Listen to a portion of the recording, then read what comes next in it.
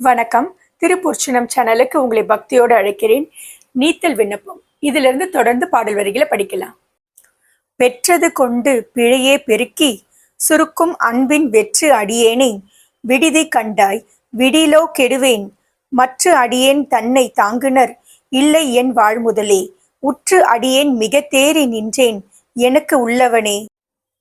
மரத்துக்கு விதைதான் மூல காரணம், அது போல உயிர்களுக்கு இறைவன் தான் மூல காரணம். ஆனா அது எல்லா உயிர்களுக்கும் தெரியறது இல்லை. இறைவன் நமக்கு இந்த உடலை கொடுத்தது வினைகள் எல்லாம் கழிச்சு வீடு பேரை அடையறதுக்கு தான். இறைவன் கிட்ட நாம் அன்பு செலுத்தும் போது அது நமக்கு பேரின்பமா கிடைக்குது. அப்படி இல்லாம உலகத்துல இருக்கிற விஷயங்களை செலுத்தும் போது அது பயனற்றுதான் போகுது. இந்த உலகத்துல என்னோட பிழைகளை பொறுத்துக்கிட்டு என்னை தாங்கிக்கிறவங்க யாருமே இல்லை. என் போன்ற போலிகளை நீ கைவிட்டு விடுவாயா? நீ என்னை கைவிட்டால் நான் கெடுவேனே. உள்ளனவே நிற்க இல்லன செய்யும் மையல் துழனி வெள்ளன லேனை விடுதி கண்டாய் வியன மாத்தடக்கை பொல்லல் நல் வேழத்து உரியாய் புலன் நின்கண் போதல் ஒட்டா மெல்லனவே மொய்க்கும் நெய்க்குடம் தன்னை எறும்பு எனவே.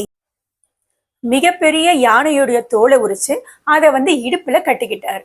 சிவபெருமான அழிக்கிறதுக்காக யாகத்திலிருந்து இறந்திருந்தாலும் அதோடைய தோல் எப்போதுமே இறைவனுடைய திருமேனியில இருக்கிற புண்ணியம் கிடைச்சது இல்லையா? நெய்க்குடத்தை சுத்தி எறும்புகள் மொய்ப்பது போல ஐம்புலன்களும் நான் உன்கிட்ட வர முடியாதபடி என்னை மொய்க்குது. உன்னுடைய திருவடியை நான் சீக்கிரம் அடையலாம் நினைக்கிற என்னுடைய ஆசைக்கு இடையராக இந்த ஐம்புலன்களும் தடை செய்யுது.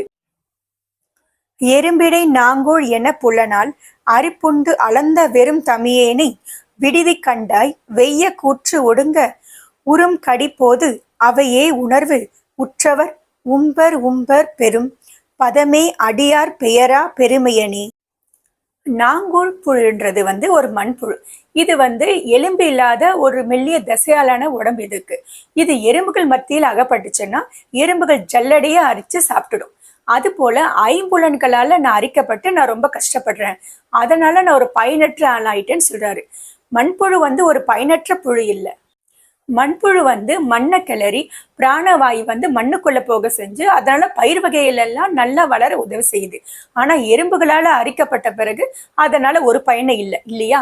அது போல ஐம்புலன்களை என்ன அரிச்சதால நானும் பயனற்று போயிட்டேன்.